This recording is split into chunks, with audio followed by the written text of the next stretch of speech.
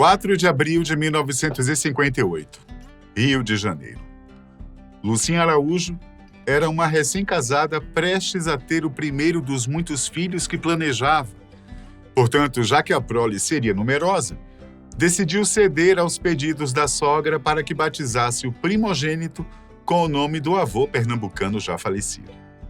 Mas Agenor de Miranda Araújo Neto desfez todos os planos e não só nunca assinou nome de registro, como acabou se tornando filho único do casal de classe média Lucinha Araújo e João Araújo, um produtor musical bastante renomado da década de 70, que atuou em diversas gravadoras como Copacabana Discos, EMI Odeon e RGL.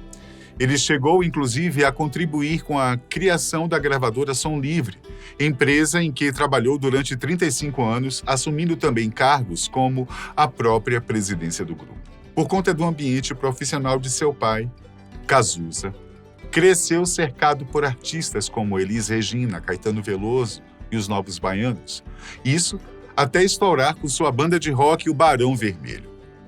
Agenor Neto ganhou o apelido pelo qual ficaria conhecido mundialmente ainda na barriga de sua mãe. O seu pai começou a chamá-lo de Cazuza, como um sinônimo da palavra moleque muito utilizada no Nordeste. Cantor, compositor, poeta do rock e da música popular brasileira, Cazuza completaria 66 anos este ano. No entanto, ele nos deixou precocemente com apenas 32 anos de idade em 7 de julho de 1990, na cidade onde nasceu. Além de ser uma das vozes mais marcantes da década de 80, o artista também se consolidou como compositor respeitado pelo público e pela crítica da época, já que suas letras são tidas como uma verdadeira poesia. O grande destaque do artista, além de sua vocação, era a capacidade e inteligência para escrever. O seu talento natural fazia com que ele conseguisse descrever o que sentia e pensava de maneira bem corriqueira, sem dificultar o entendimento e sem usar palavras complicadas demais. Com o simples Cazuza, era capaz de se comunicar com todo mundo. O cantor aproveitou o seu período em vida e falou com toda a sua geração. E foi a partir desse momento que surgiram O Tempo Não Para, Ideologia, Brasil, músicas bastante críticas e fortes, que acabaram por mostrar a sua indignação com a política do país. Vítima da AIDS, ele também passou a escrever e a cantar sobre o momento em que enfrentava a doença, o que é nítido na faixa Cobaias de Deus, que pode ser apreciada nos discos Burguesia, de 1989, e Personalidade Cazuza, de 91. Na pele de Daniel de Oliveira, em 2004, Cazuza voltou a brilhar nas telas do cinema no longa-metragem de Sandra Werneck, Cazuza, O Tempo Não Para. Daniel de Oliveira, na época do lançamento do filme, ao conversar com os fãs e jornalistas sobre a obra, sempre se referia ao ícone como seu Cazuza e emocionou uma nova geração de espectadores com o personagem título do filme, tão querido em inúmeras épocas da música brasileira. Escolhido pelos próprios pais de Cazuza que, ao assistirem às fitas com o teste de elenco, acabaram sem saber escolhendo o mesmo ator, Daniel de Oliveira. Conta que ficou imerso no mundo do autor de Exagerado e Ideologia e outros sucessos para construir o papel do ícone nacional. Como era uma produção grande, ele relatou que teve um tempo significativo para a elaboração e imersão no processo de pesquisa do personagem. Na época, Daniel alugou um apartamento no Leblon, o mesmo onde Cazuza morou durante toda a vida. Ali, o ator ouvia as músicas do astro e caminhava pelos locais que Cazuza frequentava. Daniel também passou a se encontrar com pessoas próximas de Cazuza e, neste período, além de estudar bastante sobre a indústria fonográfica e a carreira artística do músico, ele também contou com a ajuda de alguns profissionais, como a fonoaudióloga Marise Miller, que auxiliou o ator com os trejeitos, sotaque e expressões carioca de Cazuza. Daniel também manteve contato estreito com os atores que interpretaram os integrantes da banda Barão Vermelho, para ficarem mais verdadeiros no palco. O contato foi tão intenso que ele e André Pfeffer, que deu vida ao tecladista do Barão Maurício Barros, formaram a banda Pedra pra Moer. Cazuza costumava compor suas letras a qualquer hora do dia, até mesmo da madrugada. mas o horário em que ele gostava de escrever mais era no período da tarde, logo após o almoço. E foi assim, através da poesia e de várias influências musicais, que na década de 80, Cazuza revelou seu talento junto de Frejá e outros camaradas. Em 1981, levado por Léo Jaime ao Barão Vermelho, ele ingressa em sua carreira meteórica. No grupo, Cazuza ficou 3 anos assumindo os vocais e grande parte das letras das músicas. O primeiro disco do Barão foi lançado em 82 e o sucesso com a banda foi suficiente para brilharem juntos no Rock in Rio em 85. O Barão nasceu em 1981, quando o baterista Guto Goff e o tecladista Maurício Barros decidiram que queriam fundar uma banda depois que assistiram ao show do Queen no estádio do Morumbi, em março daquele ano.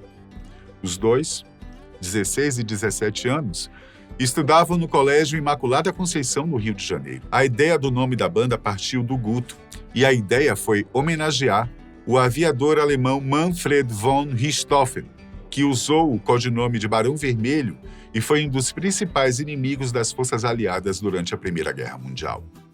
Uns dias depois de escolhido o nome, a dupla se juntou ao guitarrista Roberto Frejá e ao baixista Dé Palmeira. Cazuza entraria logo depois para imortalizar a formação original de uma das maiores bandas de rock brasileiras. Assim, a banda de rock ficou marcada pelos 2 líderes dos vocais, Cazuza, que assumiu os microfones do Barão entre 82 e 85, e Frejá, que passou a comandar o grupo nas 3 décadas seguintes. Posteriormente, em 2017, Rodrigo Suricato assumiria os vocais, depois de Frejá também ingressar na carreira solo. Em 2020, quando completaram-se 30 anos da morte de Cazuza, o ex-Barão Vermelho relembrou um dos últimos encontros com o amigo. Frejá contou que a última vez que se encontrou com o parceiro foi muito pesado. Cazuza, nesta época, já brilhava na carreira solo, porém passou por inúmeros tratamentos em Boston, nos Estados Unidos, na tentativa de soluções no enfrentamento contra a AIDS. Frejá visitou o amigo na casa dele, na capital carioca, e recordou que foi poucos dias antes da partida final de Cazuza. O eterno cantor estava muito doente e fraco devido à doença que enfrentava. 3 a 4 dias depois, ele se despedia de todos os seus fãs para a vida eterna. Essas lembranças vieram à tona em entrevista ao programa Provocações, comandado pelo comunicador Marcelo Taz. No documentário Barão Vermelho, Por que a gente é assim, lançado pela Netflix, podemos conhecer ainda mais sobre o início de carreira de Cazuza, através de sua parceria com a famosa banda de rock and roll que, junto de Legião Urbana, Paralamas do Sucesso e Os Titãs, hoje é considerada uma das 4 bandas brasileiras mais influentes da década de 80. Entre 1981 e 82, o som do grupo se espalhava entre a juventude carioca e chegou aos ouvidos do produtor Ezequiel Neves e do diretor da Som Livre, Guto Graça-Mello. Juntos, eles lançaram a banda e, com uma produção baratíssima, em 4 dias de maio, foi gravado o primeiro álbum do grupo. No filme, percebemos como a inexperiência, devido à própria idade dos integrantes do Barão, atrapalhou a relação entre eles e as gravadoras durante a produção do álbum. Naquela época, os estúdios e produtores também tinham pouca experiência com o registro das distorções das guitarras barulhentas do rock. Dé Palmeira, baixista e integrante da formação original do Barão Vermelho, conta que, após as músicas passarem pela gravação, quando a banda ouviu o disco, o som gravado não entregava toda a sonoplastia das guitarras elétricas que o Barão sabia fazer ao vivo e nos ensaios da banda. Frejá também relatou no documentário que a própria gravadora achava o disco ruim quando foi lançado. Gravada em maio de 1982, a obra foi lançada em setembro daquele mesmo ano.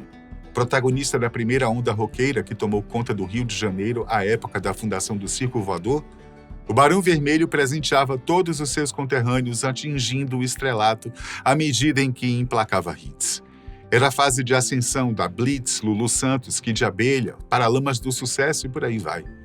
Enquanto as novas bandas emplacaram, o Barão Vermelho não decolava. O fato de o vocalista Cazuza ser filho de João Araújo, justamente o presidente da gravadora que lançava os discos de sua banda, criou uma saia justa que, mesmo após 2 álbuns lançados, impedia a banda de se destacar na cena musical brasileira para além do núcleo carioca. De acordo com a reportagem da revista Rolling Stones, aos poucos, o destino sorria para o Barão Vermelho. Após Ney Matogrosso regravar Pro Dia Nascer Feliz, faixa do disco Barão Vermelho 2, de 83, o sucesso da versão de Ney fez com que a banda de Cazuza fosse convidada a compor uma música para mais um filme que surfava na onda juvenil que dominava o Rio de Janeiro. Bete Balanço. Faixa título do longa-metragem dirigido por Lael Rodrigues e estrelado por Débora Bloch e Diogo Vilela. A boa bilheteria do filme nos cinemas acabou gerando uma alta expectativa sobre o próximo trabalho do Barão. Enquanto isso, a banda crescia no palco e Cazuza tornava-se cada vez mais confiante como frontman, vocalista e poeta, ao levar as referências roqueiras do quinteto. O álbum Maior Abandonado, lançado pela Opus Columbia, selo brasileiro concebido em parceria entre a Discos CBS, Polygram do Brasil e Som Livre, chegou às lojas em setembro de 84. E graças à música tema de Bete Balanço, a nova faixa Maior Abandonado e ao blues rock Por que a gente é assim, o disco vendeu mais de 100 mil cópias e finalmente elevou o Barão Vermelho ao status de sucesso nacional. Seria Cazuza o maior abandonado? Talvez, pois este seria o último trabalho de estúdio com Cazuza nos vocais principais.